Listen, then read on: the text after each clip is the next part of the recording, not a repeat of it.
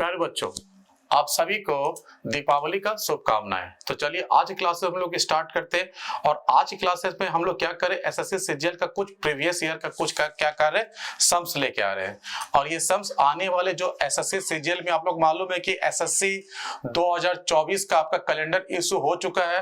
अब उस कैलेंडर को क्या कीजिए, अब देखिए और उसके हिसाब से आप क्या कीजिए, गेम प्लान कीजिए। मतलब आपको पढ़ाई का प्लान करना पड़ेगा। जब तक ये प्लान नहीं होगा तब तक आपका मनचाहा रिजल्ट नहीं आ सकता है। तो मनचाहा रिजल्ट को पाने के लिए एक प्लान होना जरूरी है और उसी प्लान के हिसाब से हमने क्या कह रहा है, एसएससी सीजीएल से रिलेटिव कुछ प्रीवियस ईयर का सम्स बैक टू बैक ला रहा हूं। और ये सारा जो है ये 2023 का है। अगर 2023 का अगर 4 या 5 जो एग्जाम हुआ है उसी एग्जाम में आप लोग देखोगे कि आपको ये सारा सम जो है आपका, देखो राइट साइड में जो स्लाइड दिखाई दे रहा है वो पूरा का पूरा लेकर आया जो 2023 में जितना भी एसएससी सीजीएल के एग्जाम हुआ है। ठीक है, तो 2023 में 2 बार एसएससी सीजीएल का एग्जाम हुआ है। एक बार जो था 2022 का ही 2023 में हुआ, फिर 2023 का खुद कंडक्ट किया गया। तो ऑलवेज देखो 2 बार तो अच्छा खासा क्या होता है, एक सम्स इकट्ठा हुआ है। तो हम क्या कर रहा हूं, 2024 के लिए क्या कर रहा हूं, 2023 के लिए प्रीवियस ईयर का बैक टू बैक सम्स लेके आ रहा हूं ताकि आपको हेल्प पहुंचेगा। अब इसमें रैंडमली हम कुछ क्वेश्चन को सिलेक्शन करेंगे, देन सारा डिस्कस करना है।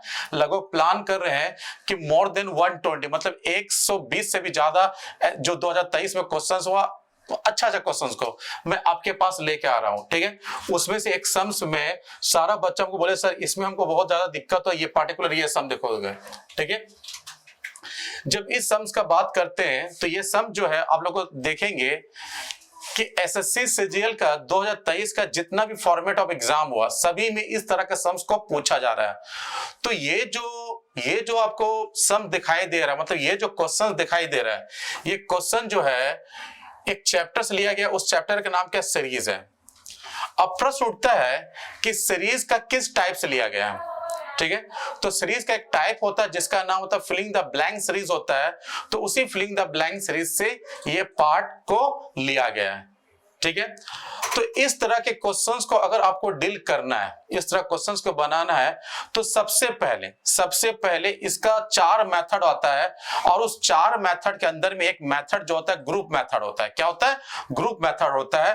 तो पहले सबसे ज्यादा आपको इंपॉर्टेंट क्या देना है, ग्रुप मेथड को देना है। तो ग्रुप मेथड बोलता है क्या है कि यहां पर जितना भी एलिमेंट है और जितना आपको फिलिंग द ब्लैंक दिखाई दे रहा है सभी एलिमेंट को आपको काउंट करना है, इंक्लूडिंग फिलिंग द ब्लैंक लेके।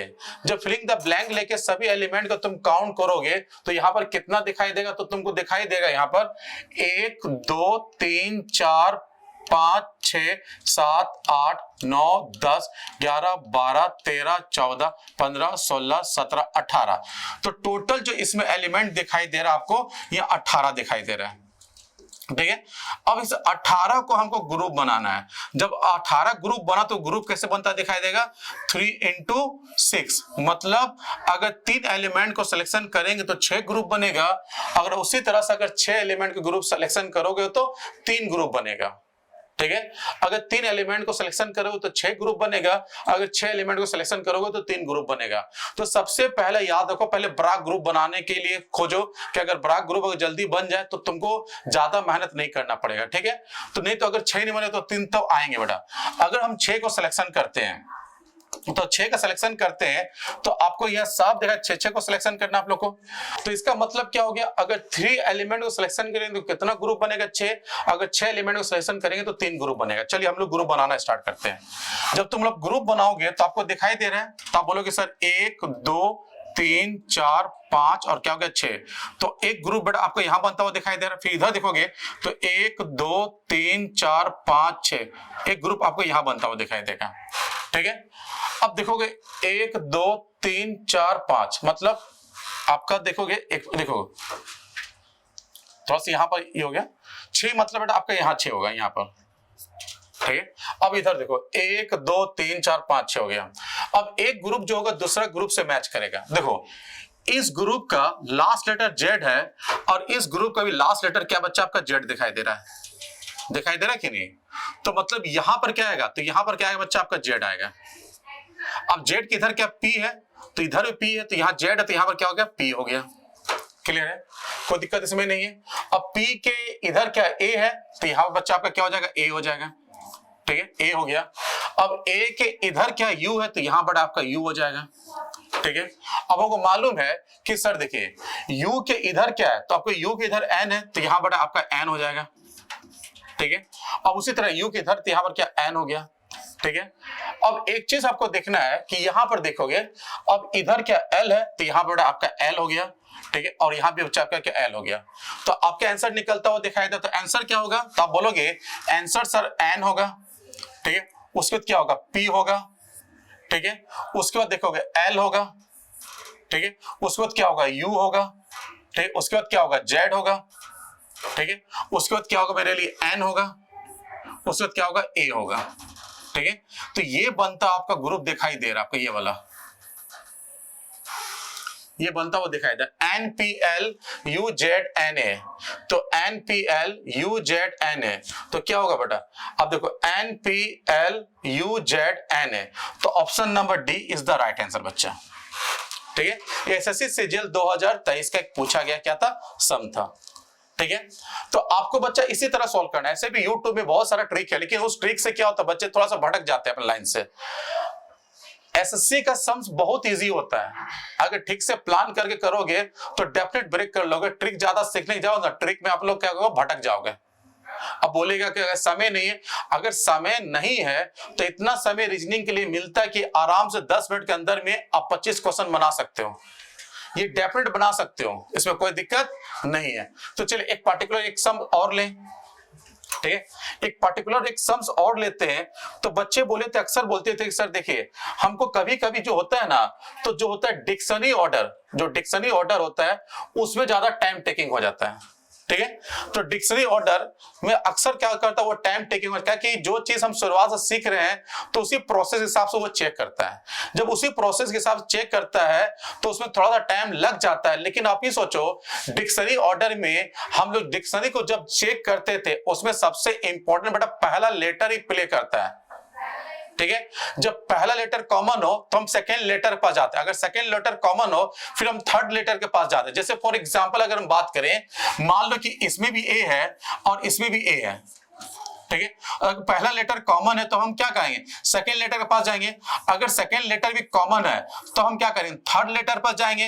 अगर यहाँ पर सी हो और यहाँ पर क्या हो, डी हो, तो बोलेंगे सबसे पहले डिक्शनरी हमको सी दिखाई देगा, उसको क्या दिखाई देगा, हमको डी दिखाई देगा। तो आपको इसी तरह से इसके अंदर में क्या करना, प्लान करने की दरकार है। जो कॉमन होगा उस कॉमन को हटा दोगे, जो अनकॉमन होगा वहीं से आपको स्टार्ट करना है। जैसे कि पार्टिकुलर अगर इस सम में देखोगे, अगर ये पार्टिकुलर आपके ठीक लेफ्ट साइड में जो सम दिखाई दे रहा है, लेफ्ट साइड में जो सम दिखाई दे रहा है, तो आप बोलोगे देखिए सर पहला लेटर सभी में एफ है, तो एफ बेटा हट गया, एफ का इंपोर्टेंस खत्म हो गया। उसके बाद देखोगे सेकेंड लेटर, तो सेकेंड लेटर बेटा सभी में आर है, तो आर हट गया, तो आर भी हट गया। अब थर्ड लेटर क्या है, तो बोले थर्ड लेटर सर इसमें डबल ई है, इसमें वाई है, इसमें ओ है, इसमें ए है और इसमें क्या आई है। मतलब आपको स्टार्टिंग क्या करना है, थर्ड लेटर से करना है। जब तुम थर्ड लेटर से इसका स्टार्टिंग करोगे तो वाले ई है, ठीक है, और यहाँ वाई है, यहाँ ओ है, यहाँ ए है और यहाँ क्या बेटा आई है। तो तुम्हें देखो कि अल्फाबेट में जब भी देखो, अल्फाबेट में सबसे पहले तुम किससे मिलते हो, ए से मिलते हो कि नहीं। तो जब तुम ए से मिलते हो तो सबसे पहले ए को हमको देखेंगे, तो मतलब ये क्या होगा, मेरा पहला हो जाएगा, फर्स्ट हो जाएगा, ठीक है। सेकंड क्या हो जाएगा, तो सेकंड क्या हो जाएगा, सेकंड क्या हो जाएगा, मेरे लिए ई हो जाएगा। अब देखो यहां भी ई और यहां भी है, तो कौन सा ई लेंगे, तो इसका ई और ई कॉमन है तो बेटा ई कट गया, इसमें डबल ई है तो इसमें डबल ई कट गया। लेकिन उसके बाद देखिए जेड और यहाँ का डी है, तो सबसे पहले हमको डी दिखाई देता है, उसके बाद क्या देगा, जेड दिखाई देता है, तो ये क्या हो गया, नंबर 2 हो गया।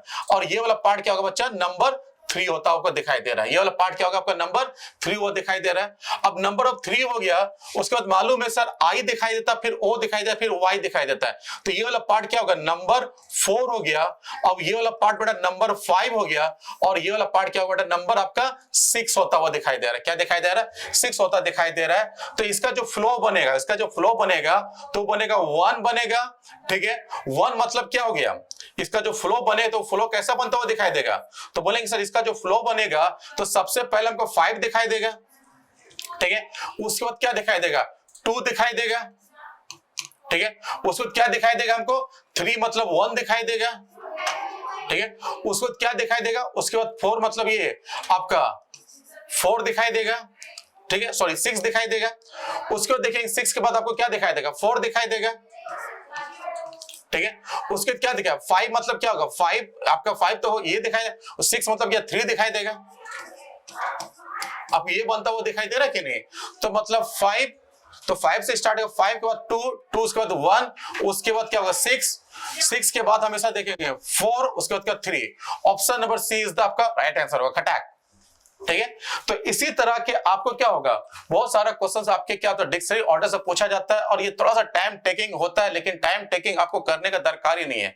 तो आपको जो जो कॉमन मिले उसको हटाते चल जाओ, जो अनकॉमन मिले वहीं से आपको क्या करना है इसके अंदर में स्टार्ट करना है। ठीक है। तो आज क्लासेस बस इतना ही दोस्तों, फिर मिलते हैं दोस्तों जय हिंद के साथ।